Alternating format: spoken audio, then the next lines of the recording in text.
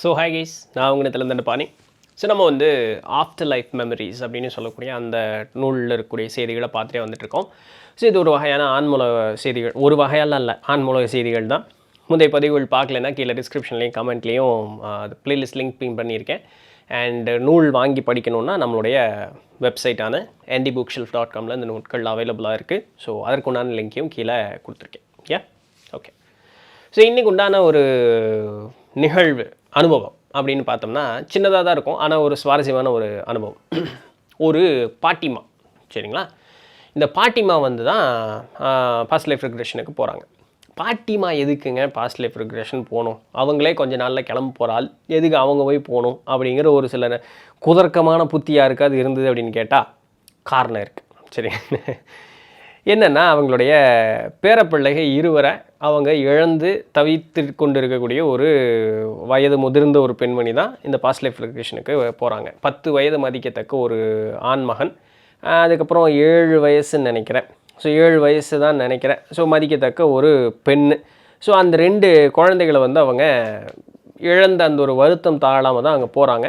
So என்ன பண்ணுறது அப்படின்னு ஒரு ஆக்சிடெண்ட்டில் வந்து அவங்க இறந்துடுறாங்க. 2 குழந்தைகளும். 3 குழந்தைங்க, அதில் கடைசி குழந்தை தப்பிச்சிரும், முதல் 2 குழந்தைங்க இறந்துடும். அப்போது அவங்களால தாங்கிக்கவே முடியல.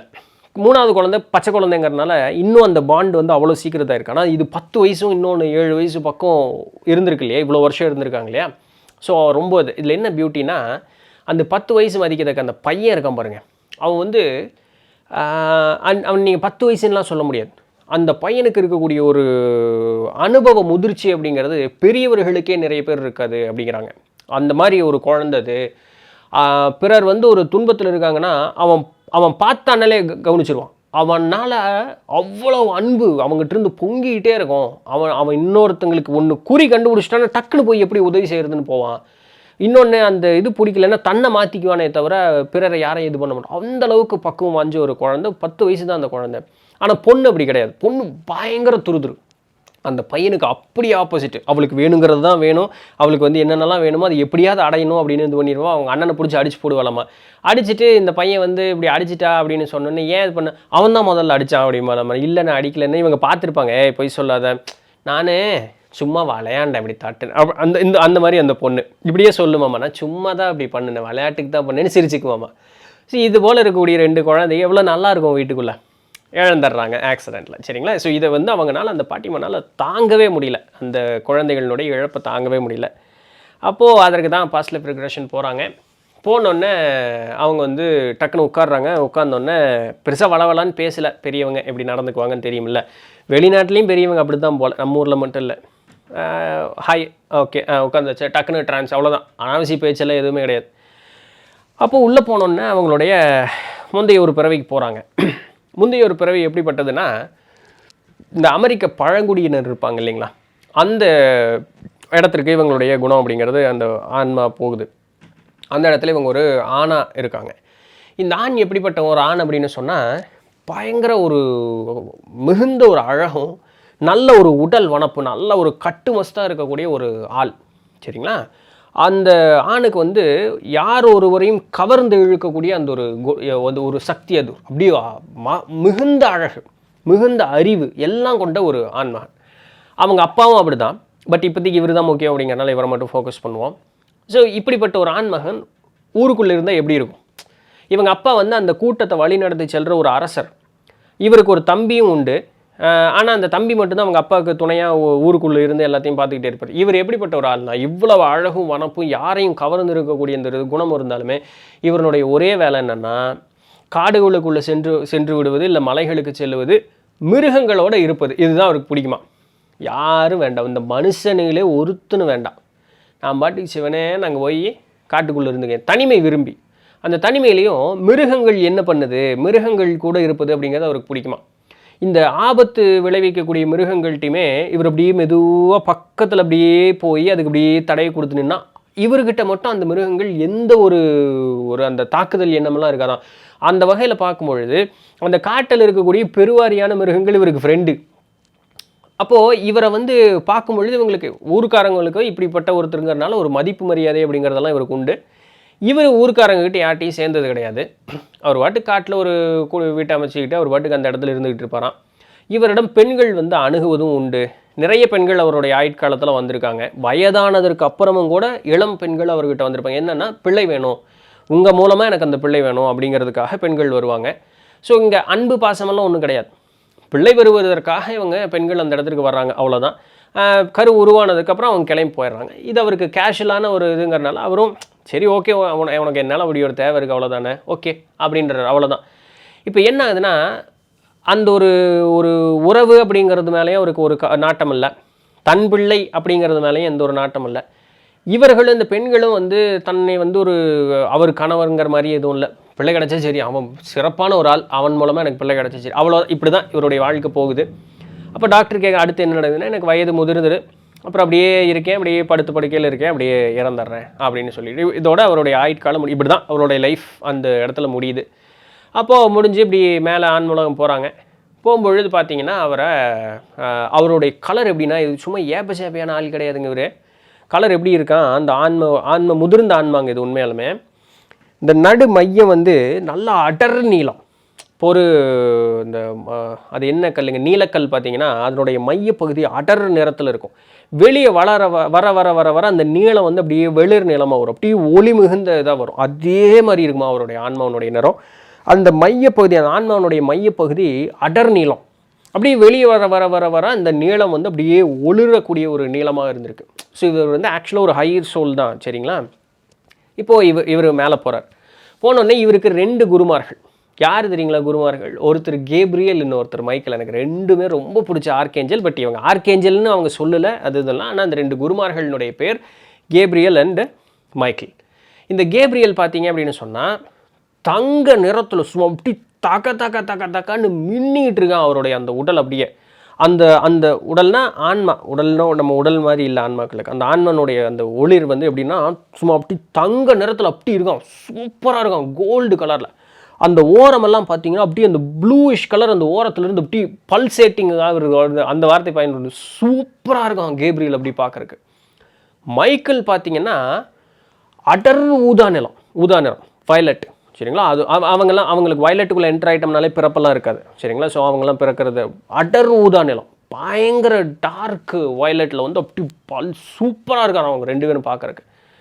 ஸோ இவங்க 2 பேருமே வந்து இவங்களை வரவேற்று இப்படி இது பண்ணிவிட்டு அவங்க சொல்கிறாங்க, அட என்னப்பா இவ்வளோ திறமைசாலி, உனக்கு இத்தனை பேர் உன்னை சுற்றி இருந்தோம், நீ வந்து இந்த மாதிரி தனிமை விரும்பியாகவே இருந்துக்கிட்டியே, ஒரு அன்பு, ஒரு பாசம், அந்த ஒரு உனக்கு எல்லாமே தெரியுது, ஆனால் அந்த ஒரு அன்பு, பாசம், சக மனிதர்களோடு நம்ம ஒட்டுறவோடு இருக்கணும், அந்த ஒரு எண்ணத்தை நீ வளர்த்திக்காமையே போயிட்டியே, ஏன் அப்படிங்கிற மாதிரி இது பண்ணிவிட்டு, இது தவறாச்சே, இது பண்ணியிருந்துருக்க வேண்டாமே. அவங்க தவறுன்னு சொல்ல மாட்டாங்க, ஆனால் இந்த வாய்ப்பு இப்படி நம்ம முயற்சி பண்ணியிருக்கலாமே அப்படிங்கிறத சொல்லும் பொழுது, சரி ஓகே அடுத்து என்ன பார்க்கலாம், அடுத்து என்ன நம்ம அடுத்ததுக்கு ரெடி ஆகும் அப்படின்ட்டு இவருக்கு அந்த கிளென்சிங்கெல்லாம் முடிச்சுட்டு கவுன்சில் ஆஃப் எல்டர்ஸ்ட்டை கூப்பிட்டு போகிறாங்க.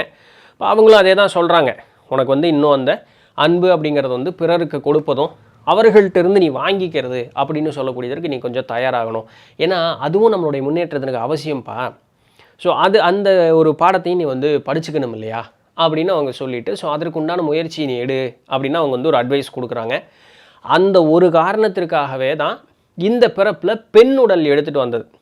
ஏன்னா பெண்கள் வந்து மனதளவில் வந்து என்ன சொல்கிறது, எதாக இருந்தாலும் போய் ஒட்டி உறவாடக்கூடிய ஒரு குணம் கொண்டவர்கள். ஆனால் இந்த பாட்டிமாவாக இந்த பிறப்பில் இந்த பெண்ணாக பிறந்தாலுமே ஆணுக்குண்டான அளவுக்கு உடல் வலு இல்லை அப்படின்னாலுமே பயங்கர உடல் வலு கொண்டவர்கள் தான். நல்ல ஒரு போல்டான ஒரு லேடி அப்படிங்கிற மாதிரி தான் இங்கே பிறந்திருக்காங்க. ஆனால் பாசவிரியம் எப்படின்னா போல்டு வெங்காயம் எல்லாத்தையும் உடச்சி நிமித்திடும் இல்லைங்களா, அப்படி ஒரு தன்மையில் தான் இவங்க இங்கே பிறக்கிறாங்க. இப்போ ஆன்மூலகத்தில் அங்கெல்லாம் பார்த்துட்டு திருப்பி அங்கே கவுன்சில் ஆஃப் எல்டர்ஸ்லாம் முடிச்சுட்டு உங்களுடைய சோல் குரூப்புக்கு போகிறாங்க. போகும்பொழுது அங்கே ஒரு பெரிய அப்படி ஒரு லைட்டு ஒரு பாதை மாதிரி இப்படி இருக்குது. அந்த பாதை இப்படி பின்தொடர்ந்து போகும்போது அங்கே யார் நிற்கிறான்னா இவங்களுடைய அப்பா அம்மா கணவர் அவங்கெல்லாம் இருக்காங்க. அவங்கெல்லாம் வரவேற்கிறாங்க. அங்கே வந்து ஒரு கொஞ்சம் சின்ன லைட்டாக இருக்கக்கூடியது அவங்களுடைய அந்த பேர குழந்தைகளில் பெண் குழந்தை தான் முதல்ல வருது. இந்த பெண் குழந்தை வந்து இவங்க குரூப் இல்லை, பக்கத்து குரூப்பு. அப்போ அந்த பெண் வருது, கை இப்படி பிடிச்சிக்குது. இதில் ஒரு கற்பனை தான், கையெல்லாம் அங்கே ஆண்மகளுக்கெல்லாம் கிடையாது, அந்த மாதிரி நம்ம சொல்கிறோம் சரிங்களா. ஸோ அந்த கை இப்படி இது பிடிச்சிட்டு பெருசாக பேசிக்கிறதுக்கு ஒன்றும் இல்லை. அந்த பொண்ணு வந்து அப்படி பின்னாடி போயிடுது. அப்புறம் அந்த பையன் வர்றான், அந்த 10 வயது மதிக்கிறதுக்கு அந்த பையன்னு சொன்னோம்ல, அந்த பையன் வரான். அந்த பையனுக்கு ஒரே கட்டி பிடிச்சி ஒரே இது பயங்கர இவங்களா அப்படி ஒரே அழுது அந்த ஒரு உணர்வு ரீதியாக இது பண்ணு என்ன இப்படி ஆகி போச்சுன்னொன்னே எல்லாம் நல்லதுக்கு தான், இது உனக்கு ஒரு தேவை தான். அதாவது நாங்கள் 2 பேரும் இந்த உடல் எடுத்து வரும்பொழுது இந்த இளம் வயதிலேயே இந்த மாதிரி ஒரு அசம்பாவிதத்தில் எங்களுடைய உயிர் பிரியும்னு எங்களுக்கு தெரிஞ்சு தான் எடுத்தோம். ஏன்னா அது நாங்கள் எங்களுடைய கர்ம பலனை தீர்ப்பதற்கு உண்டான அந்த ஒரு நிகழ்வு அப்படிங்கிறது ஒன்று இருந்தது. அதனால தான் நாங்கள் 2 பேரும் இறக்கவே செஞ்சோம். கூட இந்த நிகழ்வு நடக்கும்போது உனக்கும் ஒரு பாடம் பெண்டிங் இருந்தது. இது 2ஐயும் தான் மேர்ஜ் பண்ணி இங்கே வந்தது. அப்போ நம்ம இருக்க 2 பேர்த்துக்கு உறவு சேர்த்தும் போது நாங்கள் இளம் வயதில் இறக்கணுங்கிறது எங்களுடைய கர்ம பலனையும் நாங்கள் செய்து முடித்தோம். உனக்கு இந்த ஒரு இழப்பு எப்படி அந்த அன்பையும் பாசத்தையும் உனக்கு ஊட்டி கொடுக்குது அப்படிங்கிறதுக்கு உண்டான உணர்வையும் உனக்கு கொடுக்கணும். அப்போ இது 2 சிங்க் ஆகி தான் இங்கே பிறப்பு அப்படிங்கிறது ஏற்பட்டது. அப்போ இந்த பிறப்புனால தான் இங்கே வந்தோம். நீ ஒன்றும் கவலைப்படாத, நான் யாருமே உண்மையில் இறப்புது அப்படிங்கிறது இங்கே யாரும் கிடையாது. பாரு இப்போ நம்ம இங்கே இல்லையா, நம்ம சிரிச்சுட்டே நான் எப்பவுமே உங்க கூட தான் இருக்கேன். அந்த பையன் சொன்ன வார்த்தை, நான் எப்பவுமே உங்க கூட தான் இருக்கேன், நீ எப்போ வந்தாலும் திருப்பி என்னை பார்க்க தான் போகிறேன். ஸோ அதனால் இது ஒரு பாடத்துக்கு தான், அதனால மட்டும்தான் நீ இப்போ அந்த பாடத்தை கற்றுக்கிட்ட, ஒன்றும் பிரச்சனை இல்லை. பாரு எங்களுக்கு அடுத்த பிறப்புக்கு உடம்பெல்லாம் ரெடி ஆகிட்டு இருக்கு, நாங்கள் நீ இங்கே வரக்குள்ள நாங்கள் அடுத்த இதுக்கு போயிட்டே இருப்போம், அடுத்தது கிளம்பி போயிட்டே இருப்போம். ஸோ இது நார்மலாக இருக்கிறது தானே, உனக்கு தெரியாததா, ஒன்றும் கவலைப்படாத, தைரியமாக போயிட்டு வா. அந்த பையனுடைய ஆன்மா சொன்னது. அப்போது அவங்க மனசு ஒரு மாதிரி ஆறுதல் அடைஞ்சிட்டு அவங்க அந்த ஆன்ம குருக்கள்லாம் பார்த்து ஒரு இது பண்ணிவிட்டு, சரி ஓகே நான் புரிஞ்சுக்கிட்டேன். ஸோ நான் இதை இந்த ஒரு தனிமை விரும்பியாக இருந்தவனுக்கு இது இருக்கக்கூடாது, இந்த அன்பு அப்படிங்கிறது ஒன்று இருக்கணுங்கிறத புரிஞ்சுக்கிறதுக்காக தான் நான் புரிஞ்சுக்கிட்டேன். சரி நான் வருத்தத்திலேயே இல்லாமல் நான் முன்னேறதுக்கு உண்டான வழி பார்க்குறேன்னு. இப்போ இந்த வருத்தம் ஏற்படும் பொழுது நம்ம உடனே என்ன பண்ணுவோம், குடிக்கிறதுக்கு உண்டான ஒரு பழக்கத்துக்கு போவோம். இந்த பாட்டிமாவும் இந்த நிறைய ஒயின் குடிக்கிற ஒரு வழக்கமாக வச்சுருந்தாங்களாம். ஆன்ம குருமார்கள் என்ன சொல்கிறாங்கன்னா, நீ என்ன பண்ணுறேன்னா நிறைய தியானம் பண்ணணும். ஏன்னா ஏற்கனவே இது முதிர்ந்த ஆன்மா, இது ஒன்றும் தியானம்லாம் ஈஸியாக கைகூடிடும் உங்களுக்கு. நீ முதல்ல நிறைய தியானம் பண்ணணும், உன்னுடைய மனசை ஆஸ்வாசப்படுத்திக்கணும். இந்த நிகழ்வுகள் ஏன் நடக்குது, ஆத்ம விசாரணைங்க அதை பண்ண சொல்கிறாங்க. இதற்கு நீ குடிக்கக்கூடிய இந்த ஒரு மது அப்படின்னு சொல்லக்கூடியது பெரும் தடையாக இருக்குது. என்னுடைய உடல் அந்த ப்ராசஸுக்கு ஏற்றுக்க மாட்டேங்குது, அதனால் அதை நிறுத்திடு.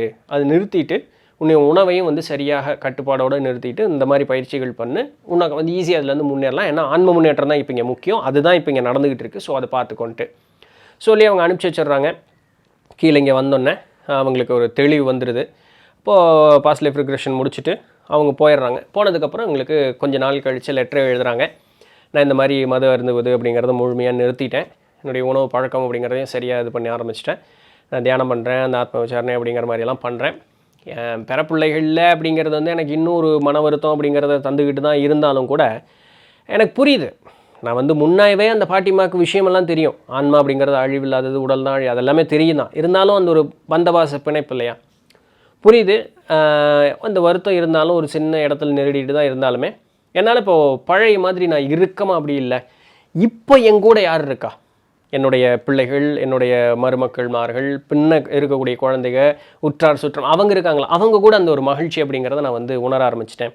ஸோ இவங்க கூட சகமாக நான் பழக ஆரம்பித்தேன். ஸோ அதனால் அந்த வருத்தம் இருந்தாலும் அதிலிருந்து மீண்டு என்னால் வெளியே வர முடிஞ்சுது.